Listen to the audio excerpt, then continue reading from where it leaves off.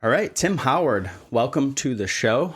Thank you so much for your time and being with us here today.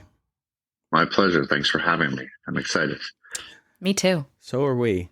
I'd love to start with who you are. Maybe a little bit of if you're open to I wish sharing. I knew. Yeah, I hear you there some days. Well, it's a lifelong question. Yeah, I think it's important because when I had this discussion recently with somebody, but when we find these companies and we choose to work with them, they can be great, but the reason that we sort of stick around is the people behind them. Absolutely. I think so. And I think, my background has always been in the hair business. I mean, I've had other jobs, other things that I've dabbled with, but I think I went into hair school when I was 18 years old and came out, just a year later as a pretty inexperienced hairdresser. And I sort of struggled with it for a few years trying to get good. And it wasn't until I moved. So I started off my career in St. John's, Newfoundland, which is in Canada, far east coast of Canada, which is where I am now. I went to school here and it was, kind of mom, pa, small school, learned enough to do bad hair. And then I worked at I got recruited to some of the top salons in the area, but really didn't get much education. Just sort of got thrown in the fray and was expected to be as good as everybody else and charge the same amount. So I didn't really last long. I left and I didn't do hair for about 6 months. And then I went to Montreal and I started doing hair there, where I picked up a smaller salon that we really did a lot of films and opera, and they were very talented and they taught me a lot. And that's sort of where I kind of got back into the industry a bit. And then foolishly, when I was 23 years old, I moved back to St. John's and I opened my own salon, which, despite my inexperience, was really successful. We branched out into many things, which was we did tattooing, we did piercing. It was the late 90s, so we were kind of riding a wave of fashion, bright colored hair and tattoos and piercings, and that really kind of carried us for a while. And then I started working with Aveda as a product line, and then I got asked to be auditioned to be one of their educators, and I did that, and I got in, and I did that for many years. Actually, I taught, and that's, I think, really where I got my love for the industry back, because I was able to get underneath a mentor or mentors who then I slowly became a good hairdresser. I think I spent a lot of time not liking the industry because I wasn't good at what I did. I knew where my weaknesses were, but because I own my own salon, I didn't really have much mentorship. And then from there, I departed and opened a second location, closed the first, opened a second location, which was much more aligned with salon and spa, not piercing, not tattooing. And then continued to be on the road for that company for a total of about 16 years, where I wore a bunch of hats. And which is where it kind of got me into where I am now, which is, I discovered some issues in the industry, especially around the color business and how they managed it and how it was mismanaged, I should say. Because I had the same problem, right? I just, do great with color, high tickets, and then seeing a lot of waste and seeing a lot of inefficiencies as a hairdresser myself. I was just busy, and I didn't always charge what I should have, and threw away a lot of color, and it resonated through every other salon that I went to when I was working for Veda. So really kind of switched gears and wanted to dive into this a little bit more. Wow, that was long-winded. Sorry. It was great. No, I learned a few things. Yeah, I like it. That's perfect. What originally drew you to the hair industry? I wanted to do something in fashion, and to be honest, I was unsure what I wanted to do, and it was a 10-month course, and I figured, what can I lose? I didn't love school, so I was like, oh, I'll go try that first. Love it. And yeah, and now I'm in a different side of it, but I've never really left the industry since that time. And a side that we really needed, so I think it's fantastic. Yeah, and I think it was a good departure at the right time. My distributor for Aveda had called me up and said, "Hey, just giving you a heads up, And this is right around the time sort of starting with the tech side of the business, or starting involve myself in tech. I still work in Aveda, so I was basically working 3 jobs. And one of the distributors called me and said, "Hey, we just got word that one of your staff is looking to open up an Aveda salon near you. They reached out to us, so just giving you that heads up." It's like, oh, wow. So great. So now I got this, new company I'm starting. I've got my job with Aveda. Now my salon is probably going to have a 50% walkout. Right. Like, right. What's going to fail here? And what do I care about not doing? So I end up just approaching her and saying, just buy this location. I don't want to have to struggle now and kind of rebuild after a walkout or after you take 50% of the staff. So it was a good mutual, it was good for both of us, win-win for both of us. So that's amazing. Yeah. Yeah. And they're doing really well. I mean, the salon's doing really well still. They're still the same owners, but they now kind of work with us as well here in St. John's. Or the owner, the people who bought it, the husband, he's now in our operations department here. And the former salon owner, she is doing some education for us now. So awesome. Good relationship, a good turnout for everybody. I find that really interesting because I say this to Jen a lot, but in this industry, I don't know why there's so much opportunity, but we tend to want to just burn the bridge right away. If I'm leaving a salon, well, hopefully I'm not leaving our salon, but if you're leaving a salon to go somewhere, it could be beneficial to just have a conversation and say, I'm looking for something not here. Totally. Or because you never know what like in your case, you were able to offer a location.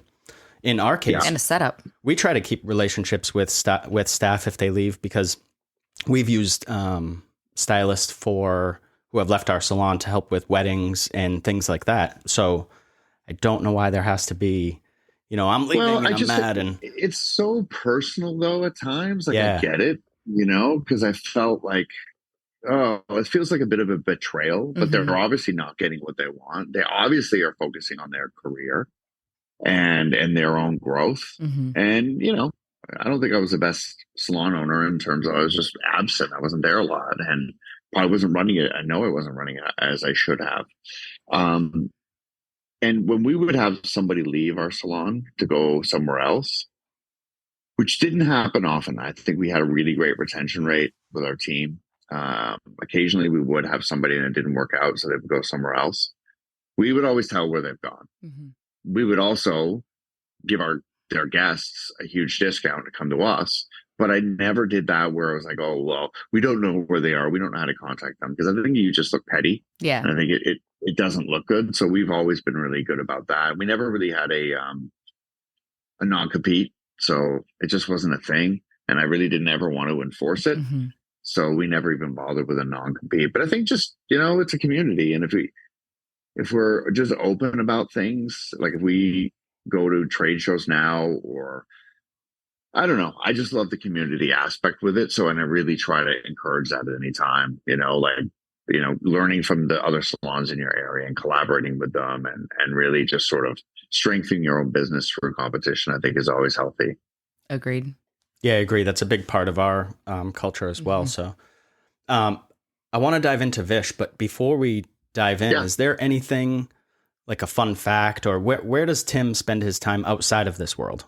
Because this is like any profession, you can get consumed and it's your everything, especially when you have so many different facets going on. It is. And I think I'm really conscious of that more now than I've ever been in terms of work-life balance. So my hobbies are really, I love cooking. So that's always been a staple that really kind of distresses me and winds me down at the end of the day.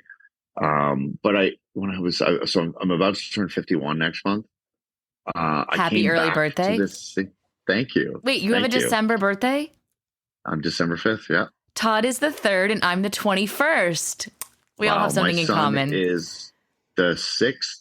Oh, wow. And my brother is the 4th. And my stepmother is the 3rd. See? December. Wow. December is where it's at. That is here. So what it's at. Cool. Yeah. So I was living in North Carolina during the pandemic. I was living in England before then, just kind of jumping around, doing whatever's needed for the company. And I spent the first year of the pandemic in North Carolina, but I had to leave because I was, I was only there for so long. I'm Canadian, so I wasn't able to stay there. And also I had no health care, so I knew it was time to come back. So when I came back to Canada, I decided to come back to St. John's, Newfoundland. And with my son, who was 18 at the time, we started doing jiu-jitsu and Muay Thai together. It was something I always wanted to do. That's cool. And at 48, I just jumped in, and I've been doing jiu-jitsu ever since. So that occupies probably 3 or 4 days a week in the evenings. I do that for a few hours, cooking, a couple dogs. Keep active, but just not active only with work. That's very cool. Jiu-jitsu's on my list to look into. I like it. I get nervous, but then I talk to people and they're like, just get over it and come in and we will show you everything you need to know. Totally. So it's a really respectful sport. I think we're just, whenever a newbie comes in, we're very calm, we just show them the ropes. And it's one of those for me, it was really different because I'm an aggressive person. I go at everything all in. And when I was doing Muay Thai, it was okay because you can strike hard, you can be aggressive, and it kind of fits. Whereas jiu-jitsu is the opposite. It's about being slow and methodical and thinking and not reacting and breathing and playing chess with your body and somebody else's, right? And it's just real that sort of back and forth mental game and physical game. So it's been the biggest challenge for me, not the technique, but really just kind of being not so aggressive as a human being. I love that. So it's been really beneficial. Yeah. that's cool. Now I want to check it out. I was more. like, I might need that in my life. Yeah. And a very, very, very necessary life skill as well, right? Just being able to have that ability to defend yourself. And just to move in general, just to keep your body moving. So, which we say a lot. We talk about that a lot too, because when you're behind the chair all day for hours and hours, it just takes a toll on your body. And then it's not that you necessarily need rest, which you do. We need rest, but moving your body, whether it's through some sort of organized thing or you just jump rope or go for a walk or anything is going to benefit you. Just for, like mental health, for physical health. I also lift weights and I go to the gym often. If I didn't do that every day, I really found that during the pandemic, when I came back to St. John's, getting back into winter, being locked in my house, working remote, not being a social, not going to the gym, it was tough. It was really tough. Like I think I had the hardest time with anxiety and stress that I've ever had. And I just make sure that I do something physical for at least an hour every day. And it just really takes away, a lot of the stress that just lingers normally. So I totally agree. Big advocate for it. Awesome. Very cool. Solid message there.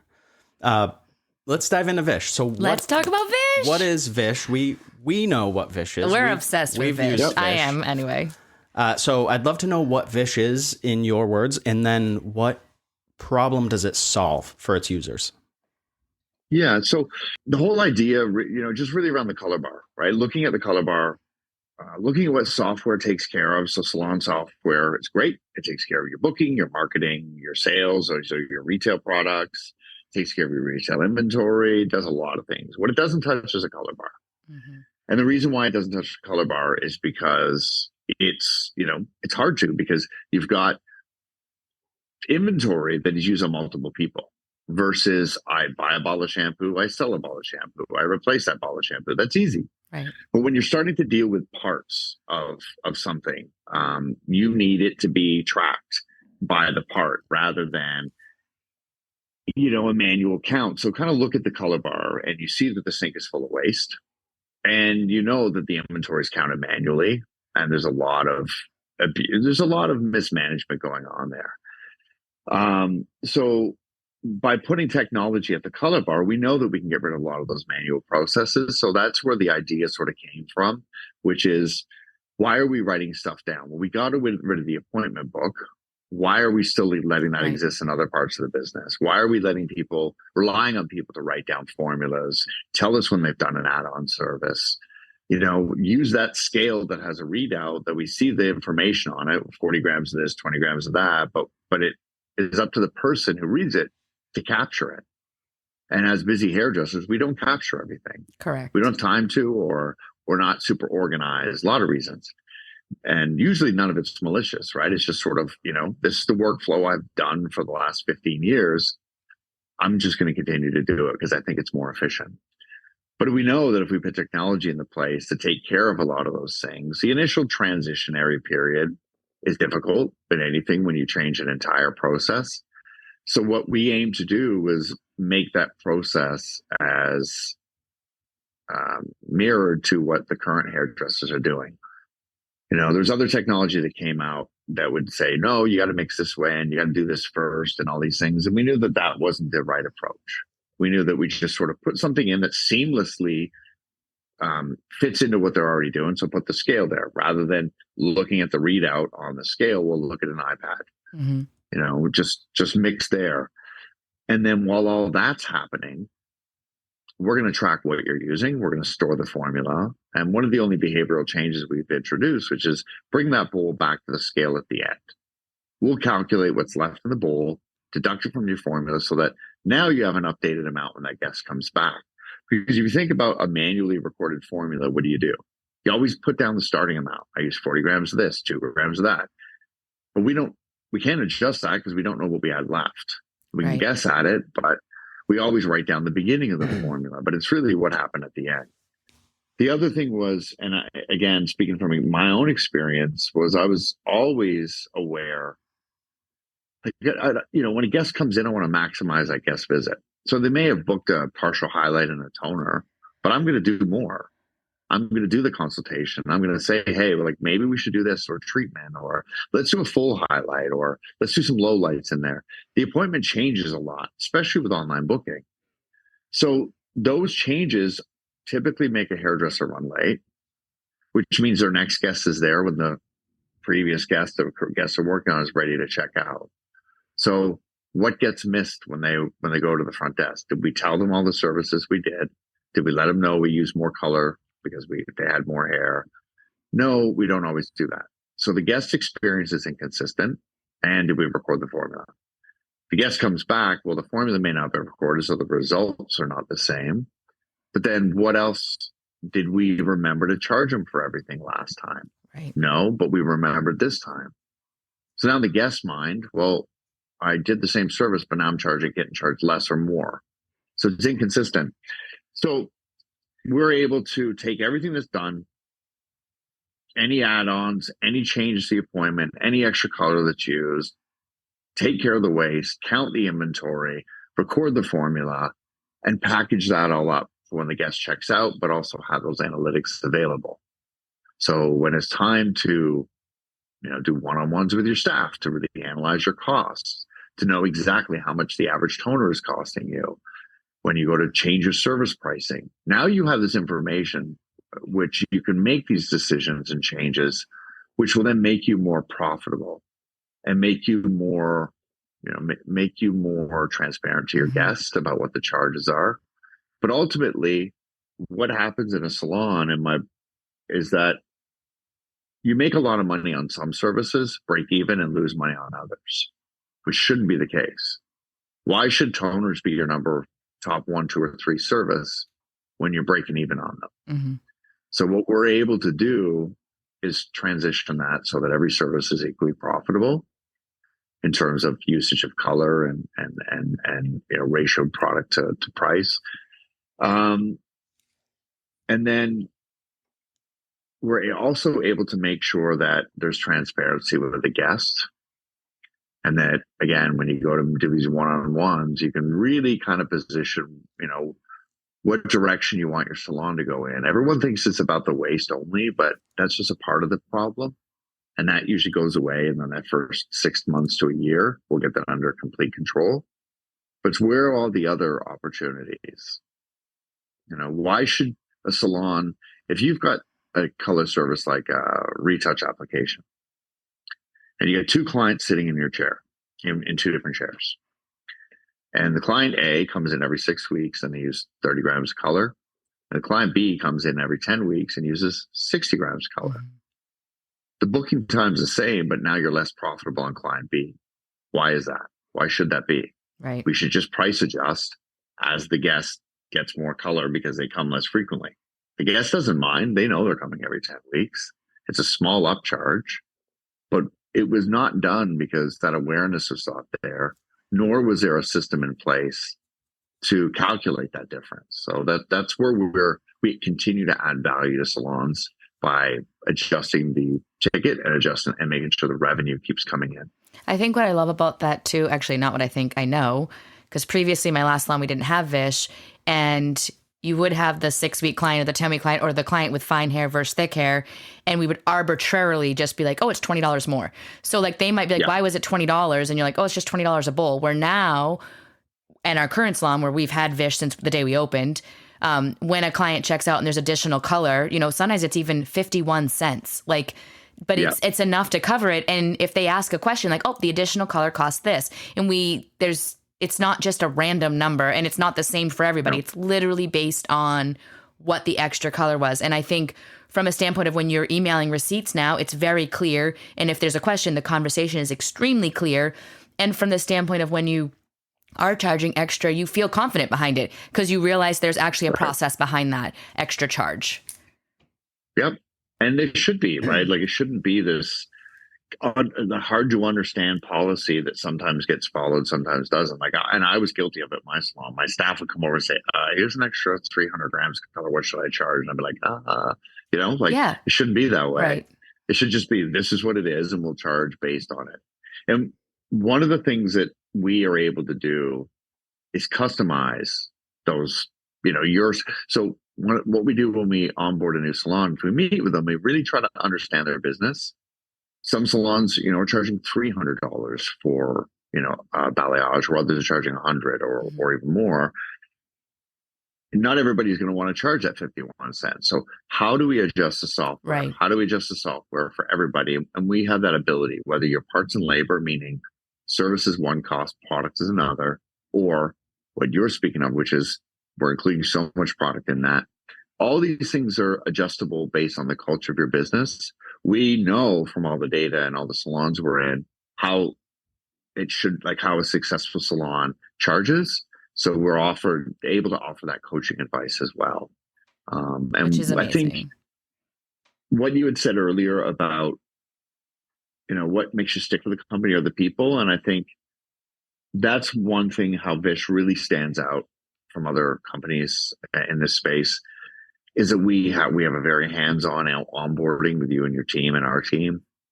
We also have a lot of coaching that continues throughout your life of Vish, because we will continue to find value and help you take advantage of that and to see the opportunities and then implement the change. So one of the hardest things for salon to do is implement change. Yeah. Right. And that's frightening because you've got you essentially, if you have a walkout like I faced, you go from $1 million to 500,000 overnight in revenue. Mm-hmm. And how the hell can you budget for that? So you have to make these changes and transitions with your team, and they have to understand why, and they have to be on board.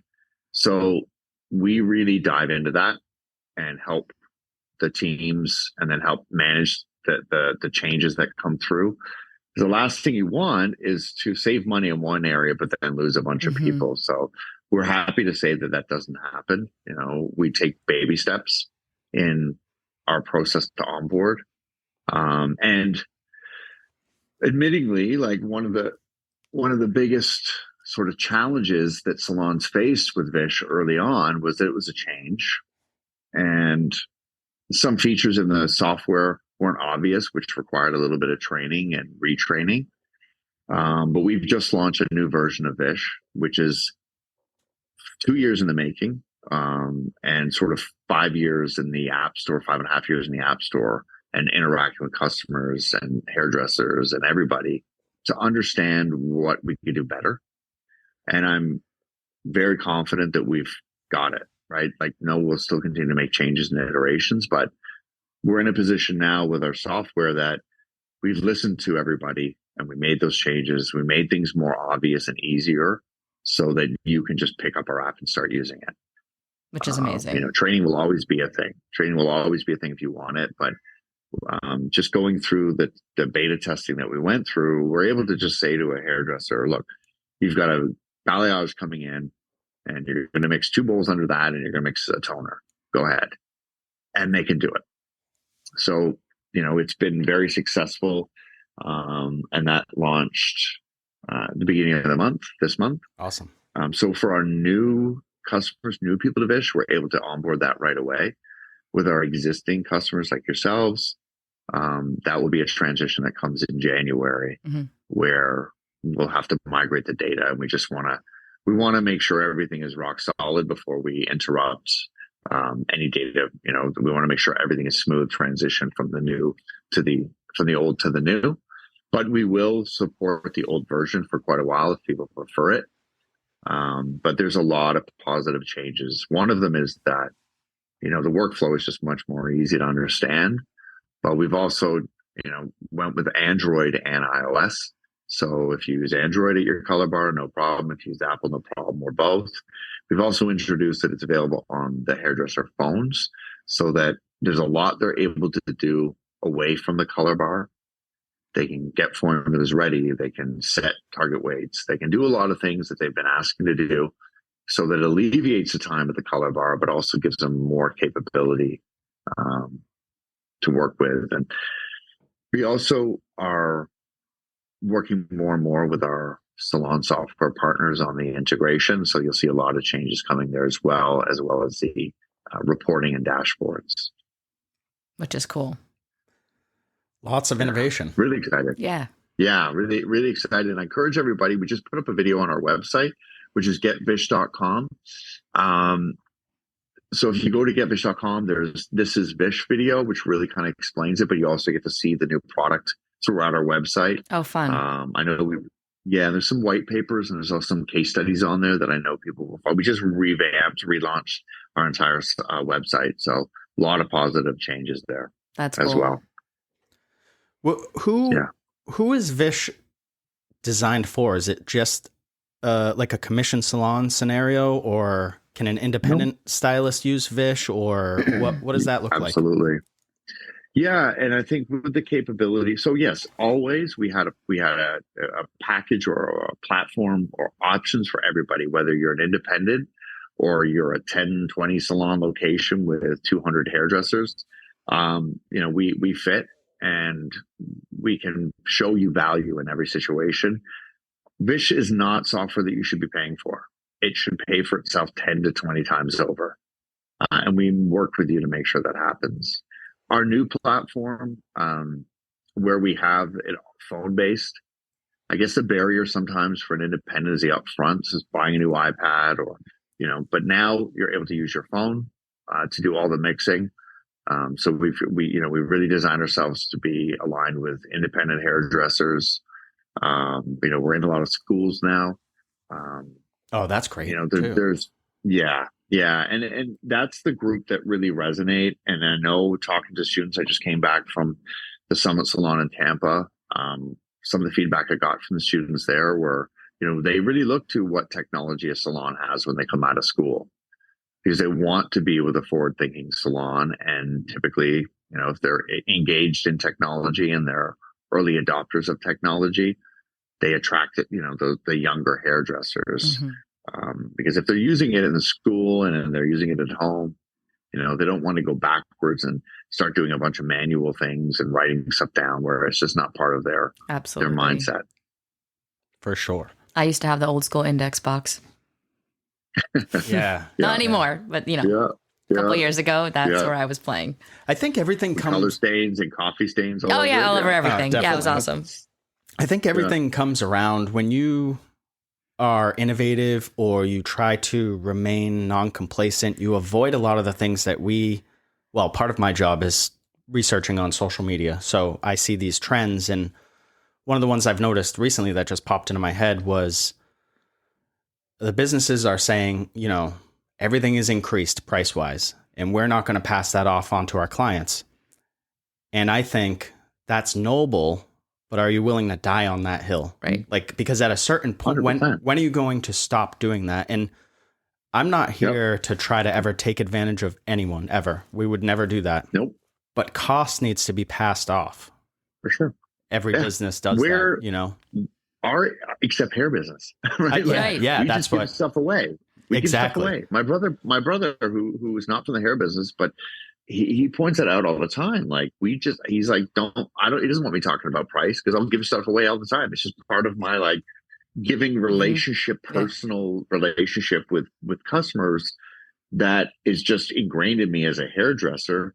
And if you look at the cost increases over the last, and I don't remember the stat, hopefully I will before the end of this podcast, but prices have gone up for salons X amount in the last 2 years. We are not raising our prices even a quarter of it to match it.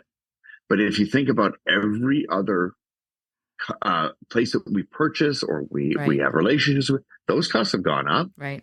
Think about the restaurant where you go buy food costs increase. Do you think the menu doesn't reflect that? Right. Think your interest rate hasn't gone up, or your, cost of buying a car, like everything has gone up, except for we are reluctant to do that because we think our clients are going to push back. And what I can say from experience is it is never the customer, or almost never the customer. It is always the staff. Mm-hmm. We have a hard time asking for more because we've done more, or charging more because it costs more. Where if you take that and make that simpler by let us calculate it and do the math and say how much, then the front desk team don't have that issue, because that's what they do. They take money, they interact and do financial transactions. You talk about the price as a hairdresser, you do the creative work, let us take care of the rest. You'll make more money, your clients will be happier, and the salon will be profitable as it should be. And if you look at increases and over the last, I talk to salons all the time about this. When was the last time you raised your prices? And I'm like, oh my gosh, 2-3 years ago. Okay, how many increases have you seen just from hair color alone? Well, we've probably taken 2 or 3 or 4 price increases on our color in that time. And you just continue to absorb it. So by having technology in place like Vish, as soon as that price changes and that new tube of color costs 30% more, we change that on the back end. So you immediately recoup that cost. And it's marginal. I think the average extra product charge is about $6 in all the salons we're in. Wow. So it's not a lot. I think I think that's amazing to point out, because if you are a salon owner, independent, however you are, and you're nervous to raise your prices, at least if you have Vish on your color managed back bar, and as those prices go up and you at least charge for the price increase on that side, and that goes to the client, then even if you're afraid to do that, you at least can explain why you have an increase, and then you're not losing on the salon side. So it's like a minimal 100%. Transition, but no matter what, you're still somewhere increasing a price. It's just not as scary because there's numbers and facts behind it, and you don't have to figure out the math behind it. You just understand how that flows. And that really, if one thing in your business, you're afraid to do one thing, well, take on the tech and it can do it for you. So figure out your biggest fear. If you don't want to raise your prices, then go in, give your staff this tech that can help do that for you. And then I think you have a confidence builder where you start to see these price increases over and over because you're seeing the product charges, which will slowly get you in a new habit, in a new ritual of like, okay, if this is going up, probably my other stuff should too. And once you're comfortable here, you can now do other things in your business. Totally. And I completely agree. And when you're raising your prices systematically, or when Vish just raises them for you, those little wins come from also realizing that you still have clients. Yeah. Everyone's still here. Absolutely. No one left. Yeah. And even if there was a question, that is a good litmus test for sure. Yeah. And the question, is a good test, right? Yeah. The question from the client isn't always pushback. We always feel like they're questioning us or they're pushing back. Some of it's just, they're trying to be like, why is this $6 more this time I'm in?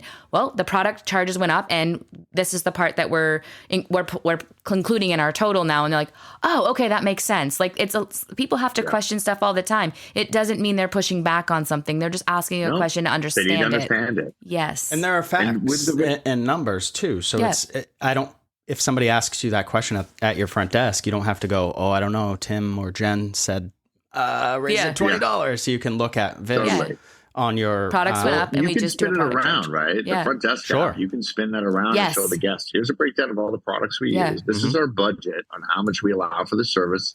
And that's one thing that I really try to drive home is why, when salons, why haven't you raised your price? We're afraid about clients do it. Why would you raise your price? Well, we need to cover the costs. Our costs have gone up. Okay.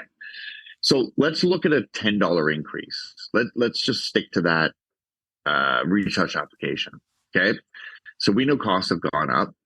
We need, our hairdressers, cost of living has gone up for them. We need to raise our prices. Okay.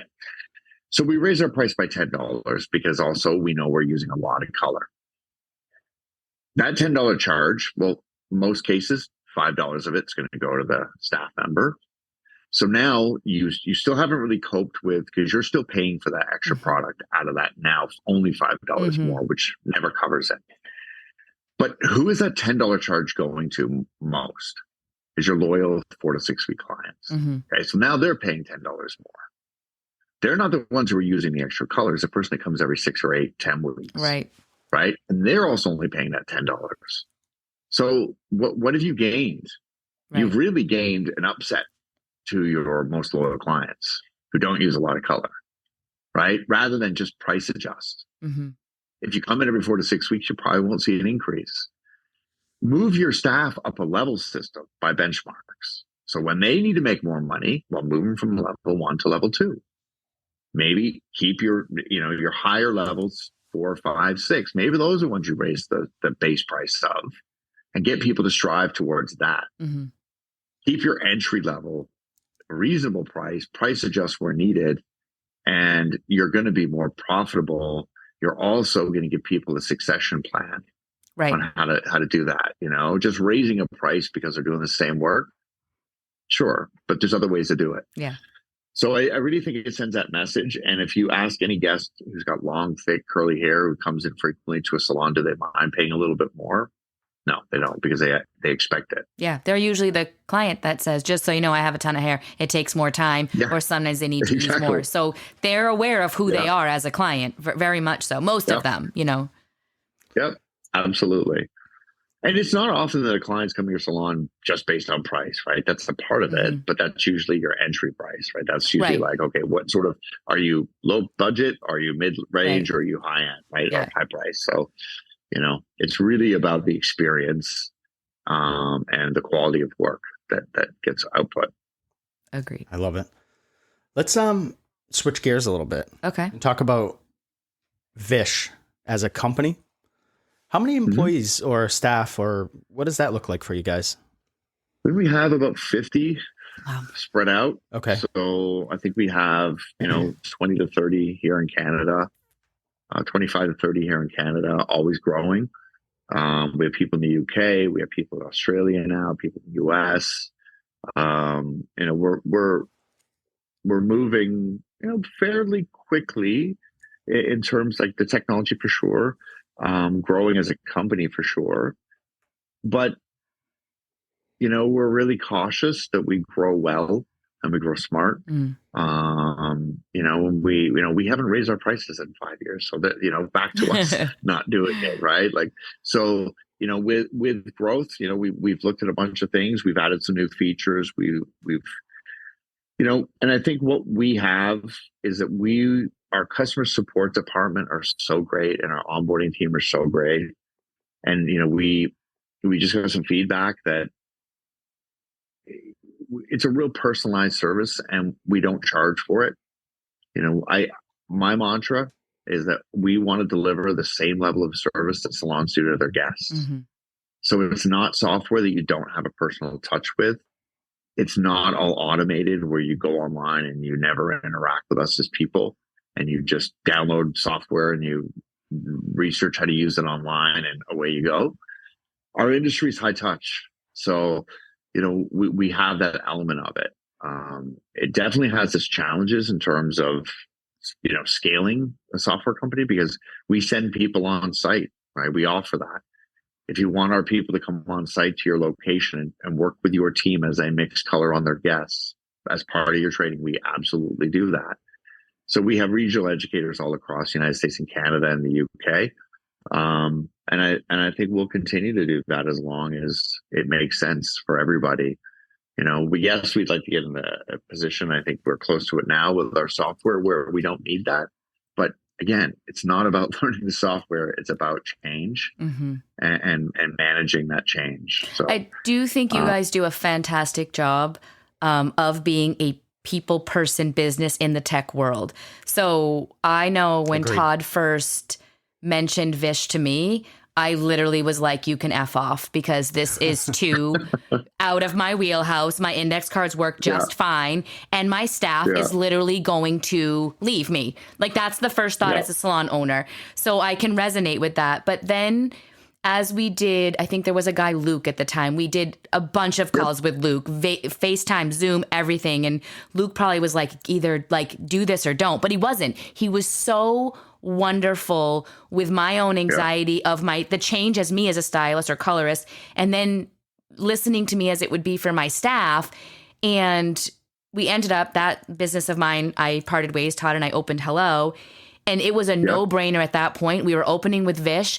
My mindset had changed, and it was like, this tech's only going to help our salon in so many ways of what you've already expressed. And then to have always somebody, I mean, in that part, we were dealing with you even. It was like, wow, we're dealing with the owner of the company. But if not, there was a leg I had in every email that somebody got back to me within 2 seconds or was on a phone call with me. I never felt like I was like hung out to dry.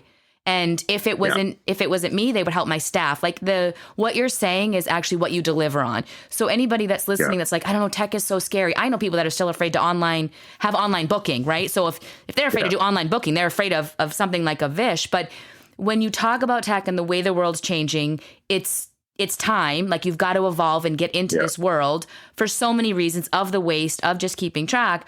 But if you're nervous of that because of the people part of your business, this is the one where you could say, okay, tech is scary, but I will have the support. And you guys deliver 110% on that. Well, thank you. That means a lot. It really does. And you know, it's a lot of work and it's difficult. And a lot of times we have one-on-ones with staff members because the owner doesn't want to. And that's not our business model. It's not about coaching, but we know we need to. We know we need to. Because sometimes the staff wants the tech change, but the older owner, like someone like me, who's like just pushing away the tech, like we don't realize like the staff we have in this year want some of this innovative technology. And as scary as it is to us, we still have to embrace it. And I think that's where, knowing with Vish, you'd have the support. So even as the scary owner, you're nervous to change, but your staff's ready. You guys do such a great job of just making it, I guess, be well received in that salon. And I know, because I did a little bit of your education for you. And I was in salons doing that. And I was in salons where owners basically wouldn't even talk to me, but their staff was all like, teach me. And then before you knew it, by the end of that day, that owner's over in my ear, like, can you show me how to do this? Like, because it is scary and change is scary, and I get it. But you guys, you do you do a fabulous job really taking the scariness out of tech and making it feel somewhat easy, you know? Yeah. And we have to. That's part of it, right? We wouldn't be successful if we didn't. If we just kind of threw the software and let you figure it out, we'd lose 50% of our customers, I'm sure. And they need you. They need to understand they need you. They need some sort of salon management for their color. It's so important. Yeah. And I think on that point, like, if anybody who, you know, like I said, it's not a forced transition. So if you're existing customers of Vish, you know, that transition will make it smooth and easy for you when you're ready. If you go to our website, you can actually sign up on a wait list to get in for the January launch. But I always like to send this message to anytime I'm in front of a group of people. If you're an existing Vish user and you're struggling and you need help, and maybe you're not checking in on your dashboard or understanding the data, reach out to us. There's no charge. We are happy to jump in a call. Happy to help you find more value and make sure that Vish is working for you. So I extend that offer to anybody. I love that. Because, sometimes you forget about things and you don't have your eyes on it, 6 months later, 8 months later, but oh, hey, I'm going to send that email when we get off this call, because I need to get better at looking at the dashboard.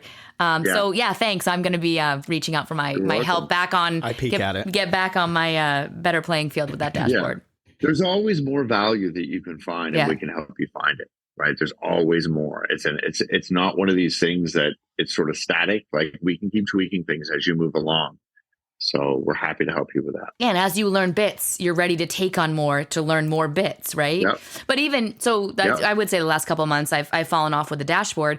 But let me tell you, using the scale with the iPad and just keeping track and the reweighing and helping with my ordering, like, that even is enough for me. Like, it's wonderful. And for the staff to be able to duplicate formulas, or they mix their Vivids and they need like a quarter more, and being able to quickly do that, and it ratios out so they know how much they need of the 7 colors they're using. Like, if you just use it for that, it's worth it there. And then if you keep building and use all the other intricate parts to it, the value is just, it's beyond.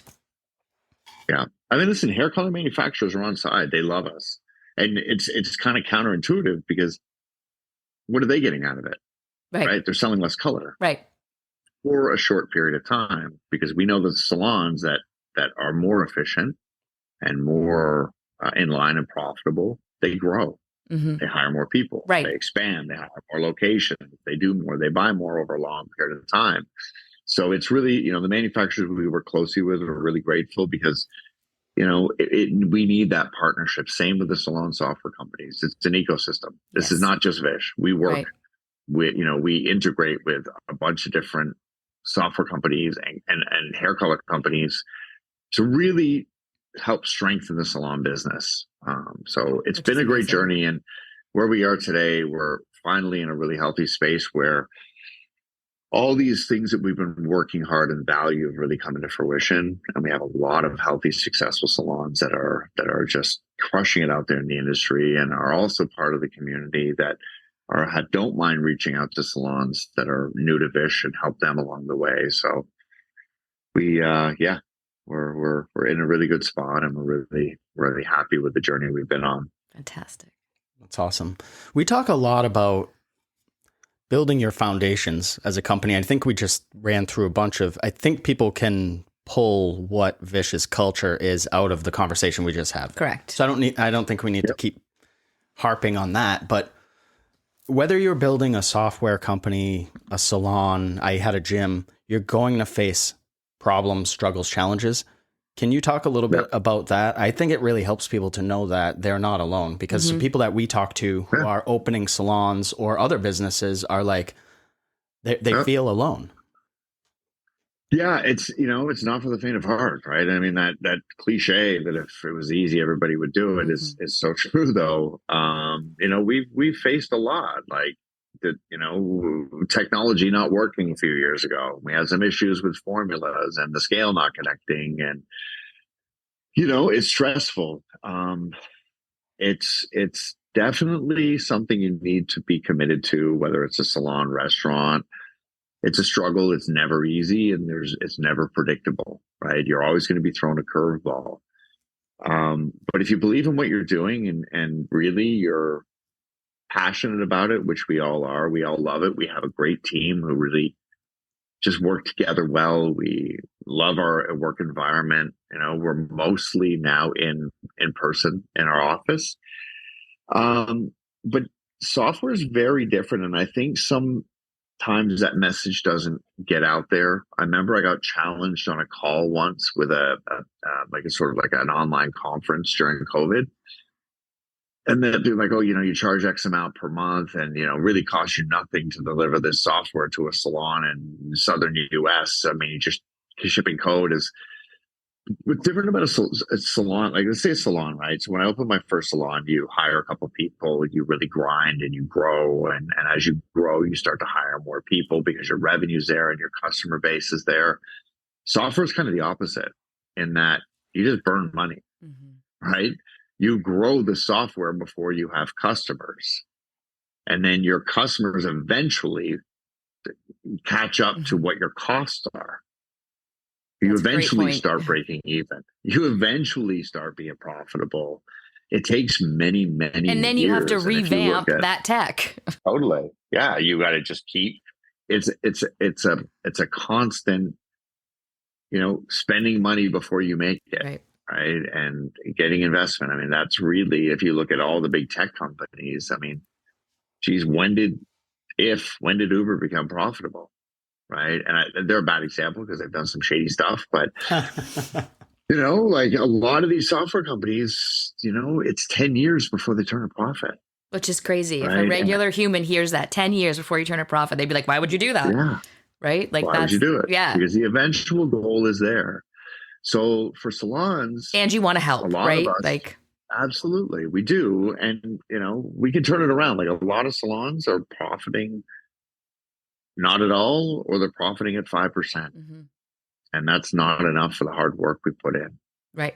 So the color department is an area, and spa. We do, we're able to go into spas and do the same type of thing. It's a little different kind of tweaking, but we do a lot of spas as well because they're also high priced inventory that there's not much insight into what's being consumed. But we can turn a salon from 5% to 20%, just simply by using our software. It's a game changer. And think about the stress that takes off you. So much. And giving you in a position to have a much more work-life balance. Mm-hmm. Because you're not grinding your teeth in January, February, because you're burning through the money you made in December. Right. Right. And if you can't, in my salon, we were small. We were 8 to 10 chairs. And, how it's hard to afford a great manager or a full-time manager at that level. But now you have data that is easily understood and read, and you're spending a lot less time on manual reporting and counting, that you can really focus on taking this data and turning it into action and profits. So, you don't have to, you don't have to hire all these people to do this work when you're able to be at home and think about your business much more, because you're not giving away 20% of the services and you're not undercharging for those services. So important. Yeah.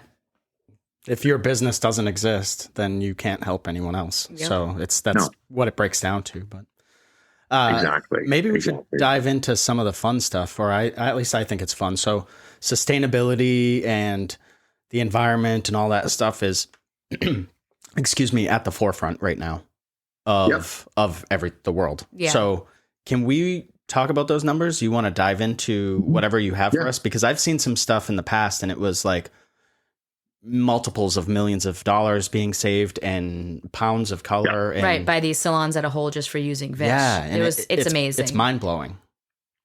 Yeah. So, I mean, we distilled that down and it's massive how big the problem is. And we knew it, but if we kind of look at a simple metric, which is 2 out of 5 color tubes are thrown away. Wow. Yeah. Right. Wow. And that's thrown down the sink. Okay. So then we look at what's over applied as well. Right. So there's 2 waste areas. One is the waste that goes down the drain, and the one that waste goes on top of the head. And we can look at both of those, and we understand both of those. We have a lot of salons that will come in and they'll be wasting at 40%, or schools that waste at 50%. So what does that impact to the environment? And what does reducing that do? So it reduces what goes down the drain. It reduces what gets, green circle companies like that are great because they recycle it, but it'd be better if we shipped them less. Right. Right. Because then there's shipping costs and there's recycling and how we take care of it. And then by not throwing away 2 out of 5 boxes of color, tubes of color, well, then there's 2 less that are getting shipped. There's 2 less that are producing cardboard and metal and waste. There's 2 less that are in an order of 5 that you're paying for the weight of that in the shipping, which burns fuel, which then back to the manufacturing level. Like there's so many areas of that it solves so many problems. Amazing. Just by being more efficient that way. We are an environmental company. We don't make it easy to print our reports because we don't want you to. We have screens, we can display stuff. We want to have an impact everywhere environmentally. A lot of people get drawn to Vish because their customers are drawn to sustainability. Their customers it's important to them. So that piece, we'll continue to work on that and reduce, and at the very least, if we're consuming it is with reason and it's accountable and it's, and we turn that into dollars. So, it's important. And as we move, technology just has so much potential to make our lives easier and better. And, I think we just had a conference recently. I think there's something like we have 25 connected devices in the average home. So if your salon is not moving forward with technology, really look at that. I think as long as you're replacing technology and implementing technology and not replacing that touch, that human interaction, then it's healthy. It's the only way we're going to really, continue to be environmentally sustainable is through awareness and know how much is being wasted and knowing how big the problem is. Before, the bucket method was in salons, and you'd take your waste and you'd pour it in, and you'd have to hold it up in a staff meeting, and everybody would be shocked. Have all the contests. Totally, but you didn't offer them a solution to stop. Right. You just made them like shocked. Yeah, or feel like crap about it, right? Totally, but that doesn't change behaviors. No. So what changes behaviors is offering a different way to do it, right? If you look at, music, and I'm older, so, when Napster was around and people got music for free and Apple introduced paying for music, it's like, well, why would I do that? Well, because it's better and it's more convenient and it's easier and it's right. If we look at electric cars, now there's still a lot of controversy with those, but like, you can't just bitch about fossil fuels and not have a solution. So, I'm just a firm believer in that and partnering with the right software companies that align with your mission. I think we talk about this all the time, but people always come with problems, right? And Todd and I are always like, what's the solution? Like, what can we do to make this better? Rather than just bitch about all the problems you have, like, how are we going to change this? And I think even with the technology of Vish, I love how you guys coach, or you did, maybe you coach differently now, but we would coach us as the owners to coach our staff to talk about the reweigh percentage, not what you're wasting, not what you're not doing, but like, hey, your reweigh is not here. I want to see it here. And it was like a positive way to have a conversation and a positive number to focus on, like not all the things you're not doing. Like, this is where we want to focus. And it helped it helps the colorist to be like, okay. And using that word helps remind them to reweigh. Right. So like that, it was really great for the solution and the positive. Yeah, we all know that, especially hairdressers, because I didn't like being scolded. I'm not a rule follower. So you start yelling at me because I'm wasting product, right? Just like, if you reweigh your bowls, the waste will go away. Right. That's it. It's good. And the focus is on the positive, right? Yeah. If we see it and you reweigh it, we know it goes away next visit. So, it's a win-win, and people respond better to that. Absolutely. But, positive change instead of, the hammer coming down and just freaking out at everybody. Those days are over. Right. People, anyway. Agreed. Yeah. So we talked about what you have coming up, and is there anything that else you'd like to share, where Vish is headed or what we can expect, or? And I get that you guys are tech, so. No, we don't have, look, we're going to make it better. We're going to continue to iterating. We want to make things more transparent. We want to make more environmental. Some of the things that we're working on would be, when you do a consultation, how much is that color going to cost? Really build your formulas. Right. How much does it cost before I even mix it? Right? Have that conversation with your guests in the beginning. The consultation piece in itself is so important, and it's so inconsistently done that is probably something we're going to look at. How can we improve that part of things? How can we make things better and recorded and tracked so that everything improves? So we know that a good color starts with a good consultation. So it makes sense that we pay attention to that. So I think where we are right now, the app that is launched is sort of, we really work carefully to kind of do the same features, offer the same things that we did in the current version, so that it's at a base level. We know we're able to do everything we're doing in the old version better. And then we're going to start laying on new things, a regular release cycle, and really carefully, again, feedback is so important. So I may be getting kicked out of this space. I've taken over my brother's office as mine was occupied. Well, we can wrap up. How can people reach you in closing? And if you have any last final words, go for it. I just encourage everybody to go to getvish.com, read the white papers, read the success stories, reach out to somebody who uses Vish now. Getvish.com is our website. You can book a demo. You can actually now go in, and if you want to just see how much it's going to cost, you can price everything on our website. We don't do enterprise on there or multi-location because that's more custom. But really watch the videos, understand it, put a plan in place. We have a new year coming up. How are you progressing next year? What are some things that you're going to implement so that you are more profitable and that you're growing? And whether that's Vish or another piece of software or another process or, giving back to your staff and community, whatever it is, put a plan in place. And I'm a firm believer, and I get called a boomer all the time, but write things down, right? If you don't write it down, if you don't look at it, you won't realize it. It's just in your head. And even if you just type it on a text, I don't believe that. I really think there's a connection to pen and paper and your hand creating something that, just really aligns that. So, I just encourage everybody to grow next year and take advantage. If you haven't looked at your pricing in a while or you're not dealing with their cost of goods, now's the time.